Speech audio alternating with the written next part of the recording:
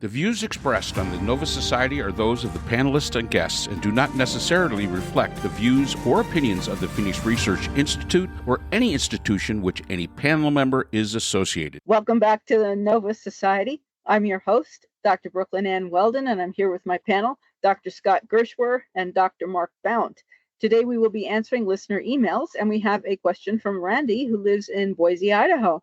Randy asks, I know the panel will get a kick out of discussing this one, and here it comes. The other day, ICS Barbie, ICE Barbie, Kristi Noem, was being questioned by a congressional committee, and when asked about habeas corpus, said it was a law that allowed the president to remove people at will and basically deport them. Aside from the fact that this is the stupidest answer ever and shows a basic lack of legal knowledge, I want to know if the panel thinks the Trump cult might believe this garbage. Are statements like this from people in power making sanity almost impossible to regain here in the U.S.? And thank you, Randy. That is an excellent question. And what do you say, Scott? Mike? Mark. Mike. Mark. Whichever one of you over there wants to. Yeah, whoever. The other guy. Yes, it is the stupidest statement I've ever heard. This, compared to the last episode, this was something that did show up on my radar only because a whole bunch of people sent it to me and said, and they were all classmates from when I was at Shepherd Broad Law down at Nova Southeastern, and we got a huge kick out of it. How the person that's responsible for Homeland Security doesn't know that that's not what habeas corpus means is absolutely beyond me. I mean, that is a level of stupidity that I don't know. It's hard to put words to exactly how dumb that is. Now, are there people in the Trump cult that are going to believe that she's correct? I think there's people in the Trump cult that believed it before she did. That this was their thought. And again, it's wrong. You can tell them it's wrong. And bottom line is they're just going to continue to believe what they want to believe. And that's just the way it is. Does it impact anything? Don't know. Not sure. Could. So the way I look at it is this. It's more telling than just a misstatement or a misunderstanding. I think what Kristi Noem was saying was, yeah, there is some kind of rule that called habeas corpus that goes back a really long way and is core to preserving democracy. It's basically, as I think Maggie Hassan said in the hearing, it's what separates dictatorships from democracies. So, but I think she was also saying it doesn't matter. We're going to change whatever laws we feel like. We're going to ignore whatever laws we feel like.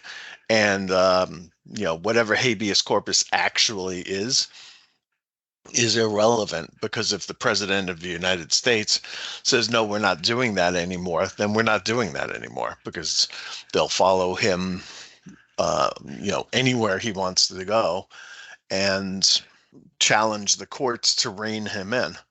So I think it's actually a little bit more sinister than just a misstatement. I think it's an indication that they don't really care what the law says. They're going to do what they want to do, and nobody can stop them. Yeah, and as somebody said, the court has made its decision. Now let it enforce it. I think that was George Wallace who said that. That's kind of the challenge that they've got right now. Exactly. I read today that even Justice Alito is kind of saying, please follow the law. In his dissent in that 7-2 decision not to use the Alien Act from 1798, he dissented basically by saying, this is not our case. But in his statement, apparently, his dissent, he said the Trump administration needs to follow the Supreme Court's guidance. And I don't think he would have said that if he thought it was a given that they would do that. Yeah. The other possibility, of course, is, and let's not forget that every person who sits before Congress, the important principal people, and I don't know if others also, who sit before Congress for a hearing or a session such as this, they're all prepped by their people, their aides and advisors and whoever else. And unless everyone on Noem's staff misdirected her, which I suppose is possible, she either knew the answer and, as Scott said, deliberately said whatever she wanted to say, which is whatever Trump wanted her to say, because that's what the administration is going to do, like a Steve Miller. But what she said contradicts what Steve Miller said, because Steve Miller said, well, we're looking for ways to get around habeas corpus. And Trump also said that they were looking for ways to get around habeas corpus. And part of what Kristi Noem said was that she didn't think that, or she'd never heard Trump say anything about not following habeas corpus or something to that nature, which of course is not true either, because Trump has talked about not following habeas corpus. So she sounds like a fool to anyone who has ever read the Constitution, and she didn't know where in the Constitution the provision was that she was talking about. And I guess that's either part of her job, is to sit there and be misleading, deliberately misleading, and say the opposite of what the answer actually is according to the Constitution, and say that it's whatever Trump says it is. And as Scott said, whatever they're actually planning on doing, which is that the president can simply eliminate anybody he wishes to, or she genuinely doesn't know.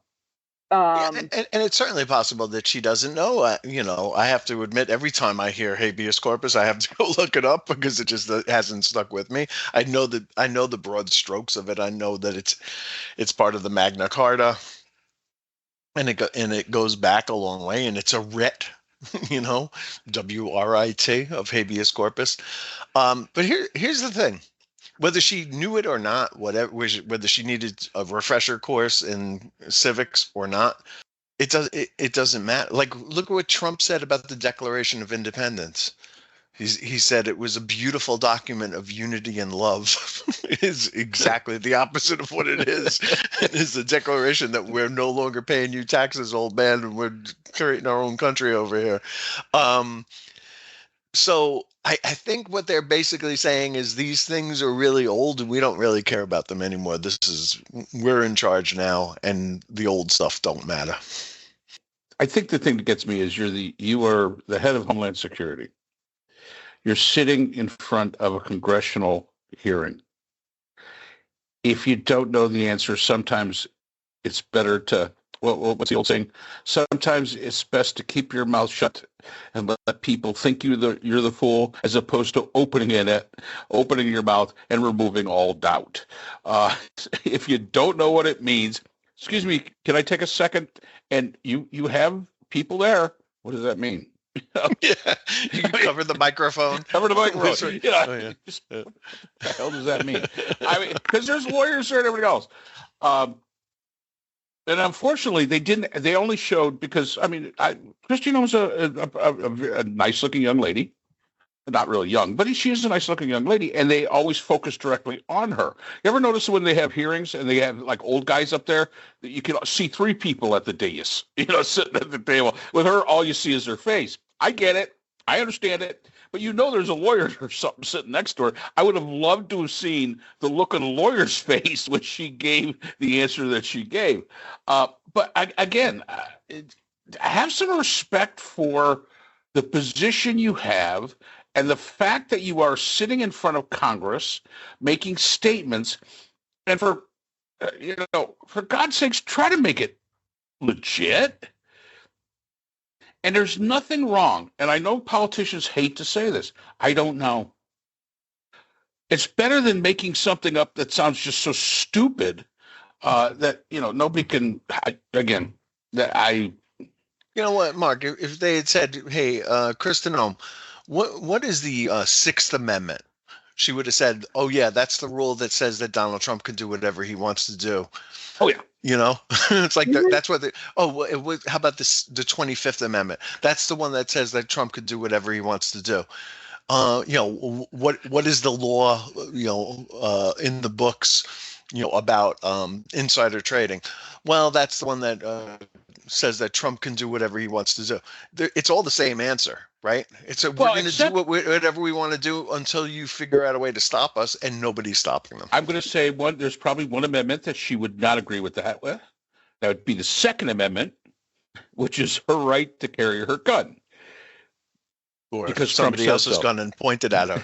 You're right. Because Trump says so. And shoot your dog. Right. Yeah. So, Um, yeah. but she's It's got to like, please Trump with her answer. So regardless of how idiotic and I don't even want to, I mean, I can't even say quarter brain cell. I mean, I don't know how much smaller a person can get. What's the smallest number you can get? And for brain cell. But I mean, she has to be able to please Trump, and it's because he's listening to this. And they don't care. That's, as you say, Scott, they genuinely don't care. I mean, if she can shoot an animal, there's an animal shelter right there, I'm sure, somewhere, right? She was important. Was she the governor of something, right? Governor of South Dakota, whatever it was, North Dakota. She can say, I have a puppy to give away. Somebody's going to take the dog from her. I have a raffle, Yeah. Wow. donate $1, Yeah. whatever. Yeah. She didn't have to kill the animal. But I think the other part we have to look at is this. Politicians have misspoken throughout history. It happens. Not quite to this level, because this one is pretty bad. But you notice that there was no pushback from the Trump administration. Usually somebody makes this kind of statement, this outlandish statement, they're called in on the carpet because in many ways it reflects back to your boss. This is the old adage, the shit goes upwards in this case. So Trump looks like an idiot for hiring a total idiot. But nobody seems to care about that either. They seem to just let that, just pass by. But that's all I can say about Kristi Noem. I can't think of anything more. And like I say, hopefully we answer that one. It was a bad statement. It was a stupid statement. You're right. Yeah, but well, the was it Eisenhower who said the buck stops here? For Trump, No, Truman. Thank you. I knew I was wrong. Harry Truman, who said, "Well, the buck stops here," and he had a little sign on was it on the Resolute desk that said the buck stops here. For Trump, it doesn't. It's obviously it's never his fault. It's always somebody else's fault, and so he will. He will. I mean, even over this so-called, what is he, big beautiful bill that he had when this morning I saw a film where he was standing, he went to Capitol Hill or something, he was standing and people were asking, the reporters were asking him about the negotiation, and he said, what negotiation? And they had to explain to him what negotiation it was, and then when he turned to walk, he nearly walked into a pillar that was there on his left, and somebody had to grab him and redirect him to go down the hallway. So I mean, his and even back to The Apprentice, I think it was the executive producer of the program who said that Trump would fire people who should have been held onto and promoted, and promote people who were so poor in their performances and ineffective that they should have been the ones who were fired.